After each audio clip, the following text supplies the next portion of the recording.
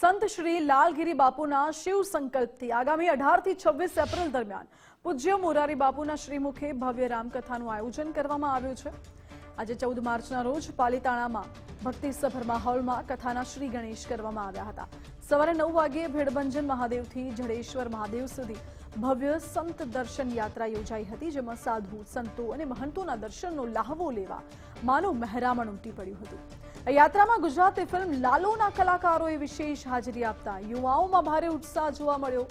કથા સ્થળ સગાપરા ધાર ખાતે વિધિવત ભૂમિપૂજન અને હનુમંત યજ્ઞની પૂર્ણાહુતિ કરવામાં આવી હતી।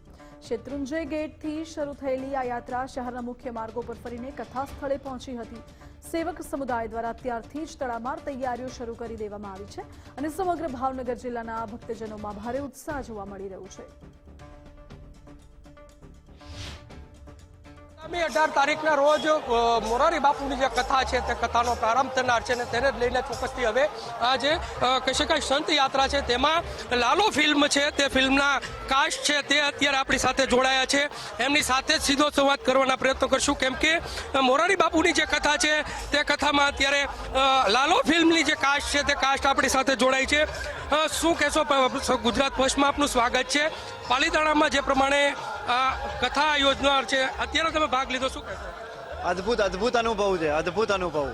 સાક્ષાત આ અનુભૂતિ મતલબ શબ્દોમાં નથી કહી શકાય એવી, અને જનતાનો પ્રેમ, આહા, ભગવાનની દયા। સંત યાત્રા છે અને સાથે મોરારી બાપુના મુખંડે અહીંયા આ જે કથાનું આયોજન થનાર છે, આમાં ભાગ લીધો છે। કેવા સહભાગી જોવા મળશો તમે? કેટલી ઉત્સુકતા છે? બહુ જ ઉત્સુકતા છે। આ હું કહીશ તો નાનપણથી અમે કથા સાંભળીએ છીએ મમ્મી પપ્પા સાથે। ક્યારેક અમદાવાદમાં કથા હોય તો હું ગયો પણ છું, અને આ તો અમારા માટે લાવો છે કે કથામાં અમે ભાગ બન્યા।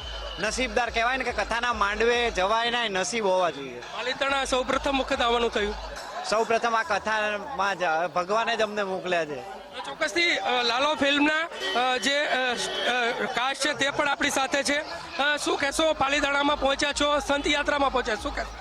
અમે પહેલી વાર પાલીતાણા આવ્યા છે અને અમે બહુ નસીબદાર છીએ કે આજે અમને આટલો સરસ લાવો લેવા મળ્યો છે આ શોભાયાત્રામાં, અને લોકોનો પ્રેમ જે રીતે લોકો વરસાવી રહ્યા છે એ પણ અમે જોઈને બહુ ખુશ થયા છે। અને આ સંત યાત્રાનો અમે ભાગ બની શકીએ એના માટે અમે બહુ નસીબદાર ગણીએ છીએ પોતાને।